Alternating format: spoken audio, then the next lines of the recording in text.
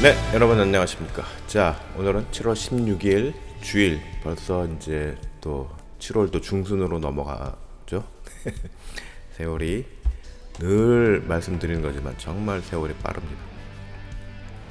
저는 뭐 올 여름은 좀 그래도 천천히 가는 것 같긴 한데 워낙 하는 게 지금 많아가지고, 네.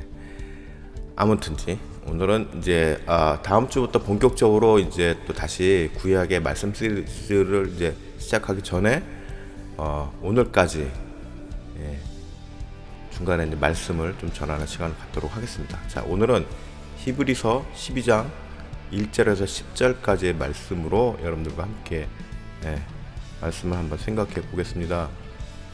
자, 오늘 제목은 네, 사람은 쉽게 변하지 않는다라는 제목으로 여러분들과 함께 하겠습니다. 자, 1절부터 10절까지 말씀이지만 두 절만 한번 보겠습니다. 1절과 2절. 그러므로 우리에게 구름같이 둘러싼 허다한 증인들이 있으니 모두 무거운 것과 얽매이기 쉬운 죄를 벗어버리고 인내로써 우리 앞에 당한 경주를 하며 2절 믿음의 주여 또 온전하게 하시는 이인 예수를 바라보자. 그는 그 앞에 있는 기쁨을 위하여 십자가를 참으사 부끄러움을 개의치 아니하시더니 하나님 보좌 우편에 앉으셨느니라. 자, 노노를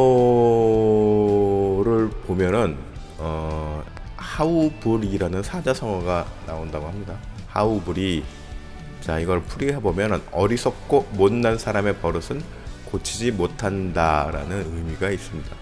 자, 제가 주일날 말씀 시간에 노노를 논하고 공자를 논한다는 게 참 뭐합니다만, 예, 사자성어를 설명하기 위해서, 자, 공자가 아무리 자기 제자를 이제 좀 어떻게 바꿔보려고 했는데 결국 뜻을 이루지 못하고 한 말이라고 합니다. 예, 실패를 한 거죠. 자기 제자를 변화시키려고 했다가. 즉, 사람을 변화시킨다는 것이 그만큼 어려운 일이라는 말입니다. 물론 그렇다고 해서 전혀 뭐 불가능하다는 것은 아닙니다. 예를 들어서 뭐 환골탈태, 개과천선 같은 그런 사자성어도 있기 때문에 아주 뭐 불가능한 일은 아니구나라고 생각할 수 있습니다. 그런데 자, 이 환골탈태의 의미를 살펴보면은 이것도 원래 도교에서 나온 말인데 뼈대를 바꾸어 끼고 태를 바꾸어 쓴다라는 의미가 있습니다. 뭐죠? 즉, 아예 근본부터 바뀌어야 한다는 것입니다. 그만큼 사람이 변한다는 것이 쉬운 일이 아니라는 것이죠. 또 개과천선은 뭐냐? 지난 잘못을 고치고 선한 사람으로 다시 태어난다라는 의미가 있습니다. 다시 태어난다. 많이 낯익은 말이죠. 우리들에게도.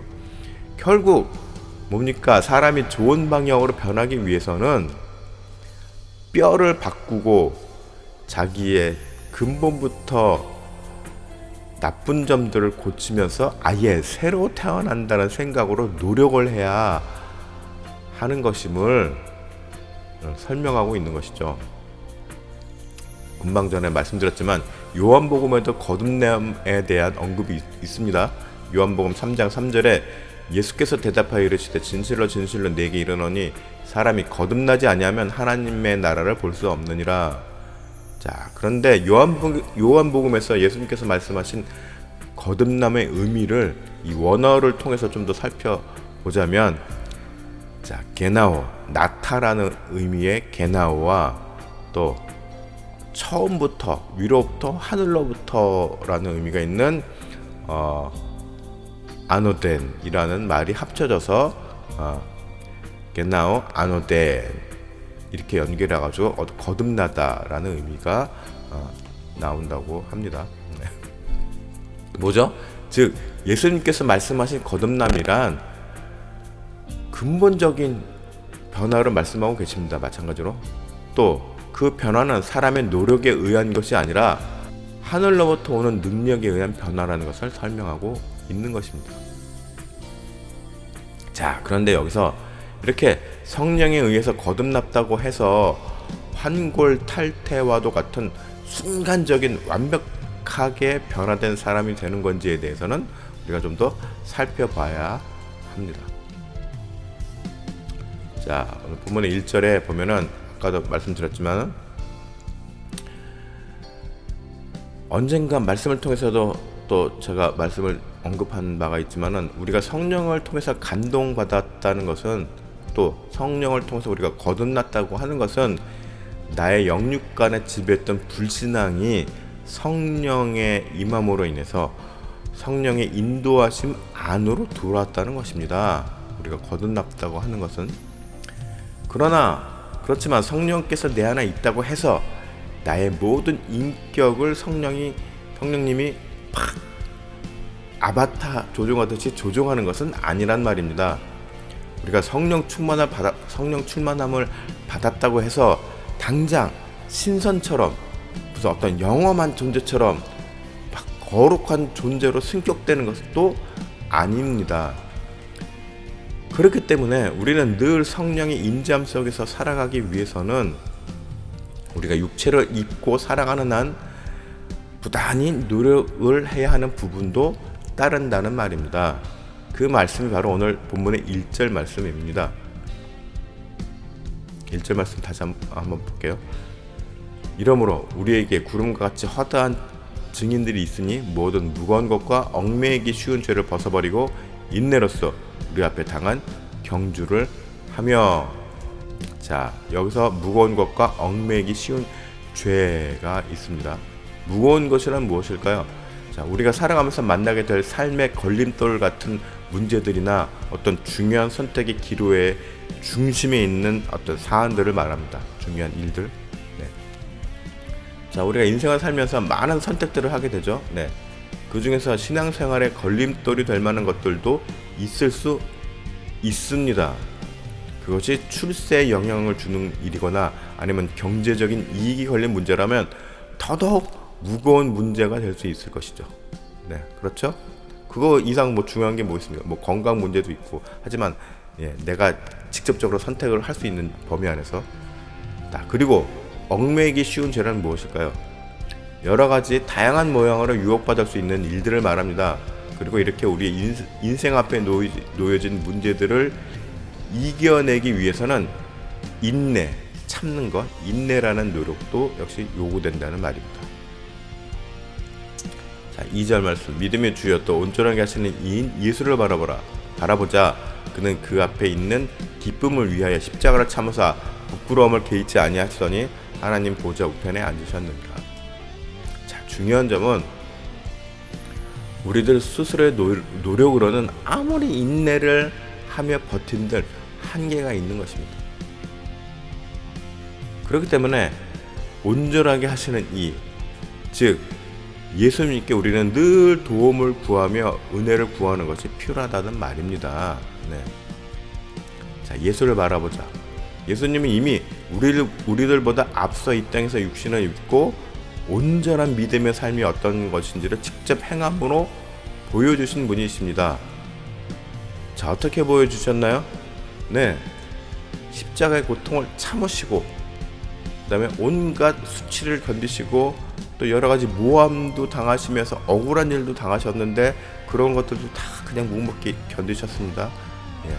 그리고 마지막까지 죽는 그 순간까지 순종하심을 보여주셨습니다. 하나님의 뜻에 끝까지 순종하셨죠.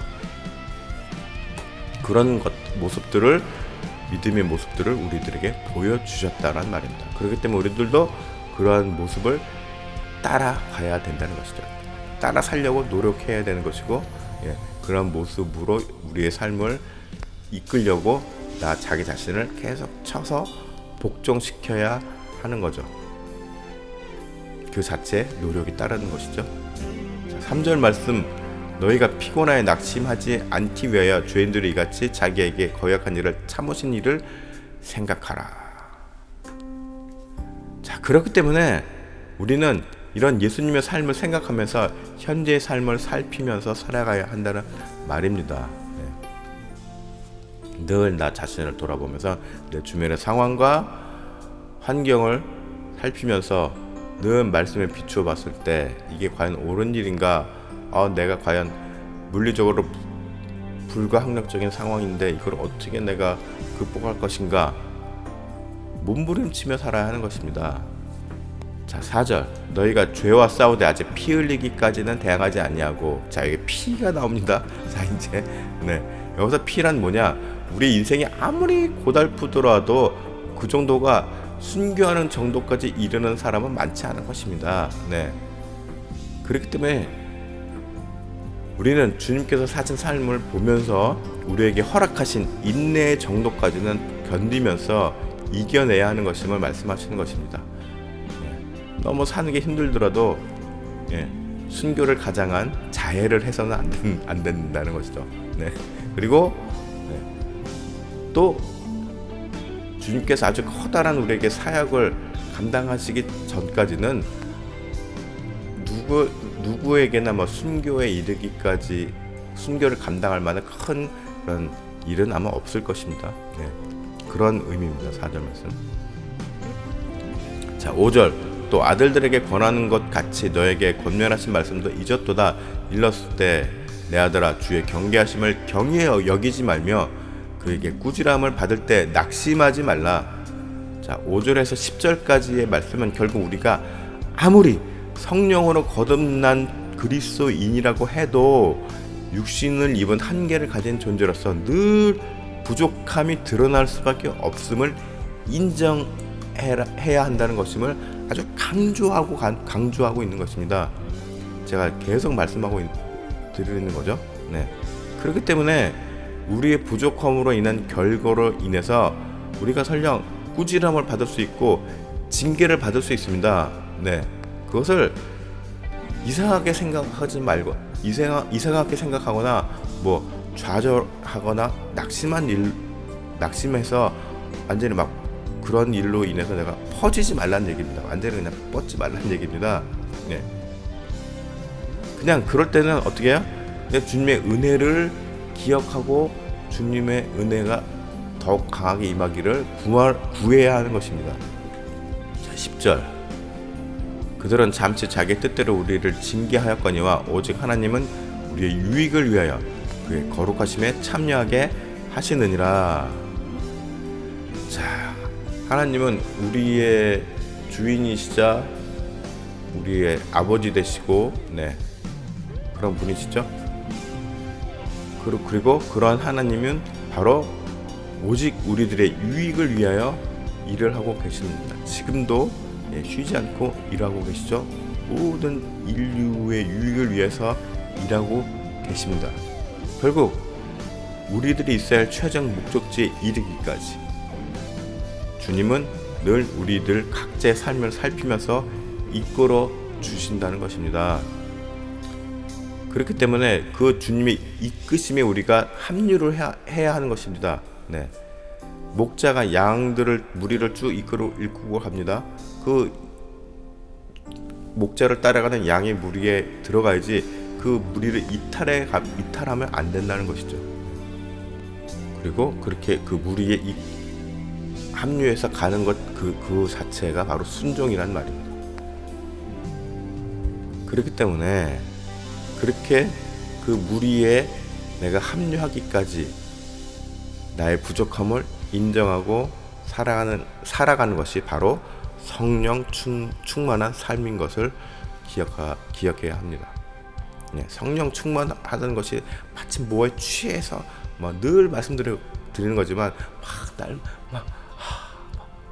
늘 살면서 온화한 표정을 지으며 이렇게 살아가는 것이 성령 충만한 삶이 아니라 우리가 착각하면 안 됩니다. 수련회 가서 막 울고 불고 막 방언 터지고 막 해서 1년 내내 그렇게 살아야 하느냐? 그렇게 살 수도 없을 뿐더러 현실에서 그렇게 사라지지도 않습니다. 그래서 그런 뜨거움이 이제 사라졌다고 해서 난 다시 옛날로 돌아갔나? 라고 생각할 필요가 없다는 것이죠. 그냥 그때 늘 주님의 은혜를 생각하면서 또 말씀에 비춰봐서 내가 이렇게 살아야지 늘 경계하면서 살아가는 것, 그 자체로 바로 성령 충만한 삶이 되는 것입니다. 여러분들 모두 혹여라도 나의 죄성과 나의 잘 고쳐지지 않는 여러 가지 문제들로 인해서 고민하거나 괴로워하지 말고 말씀을 통해서, 그러니까 말씀을 꾸준하게 우리는 접해야 됩니다. 말씀을 통해서 주시는 메시지들이 있습니다. 나에게 주시는 1대1로 주시는 메시지들이 있습니다. 그 메시지들을 통해서 우리의 삶을 간섭하십니다. 그 간섭하시는 손길을 내가 뿌리치거나 낯설어 하지 않는 것이 중요하다는 것입니다. 자, 말씀을 보다 보면은 정말 나의 중심을 때리는, 정말 옛날 요즘 말로 뼈 때리는, 정말 나의 마음을 상하게 하는 그런 말씀들이 나올 수도 있습니다. 이건 너무 부담스러운데, 내가 이 정도야? 막 이렇게 나의 심중을 막 파고드는 말씀들이 있습니다. 평소에 읽을 때는 그런 말씀들을 우리가 이렇게 피해서 눈에 보기에 좋은 말씀들만 읽을 수도 있습니다. 그러지 말고 구석구석 잘 살펴서 봐야 하는 것입니다.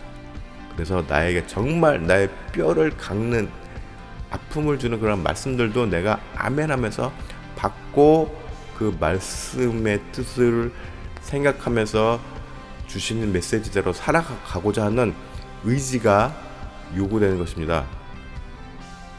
여러분들 모두 이 은혜를, 그렇게 주시는 말씀들 하나하나가 다 은혜죠.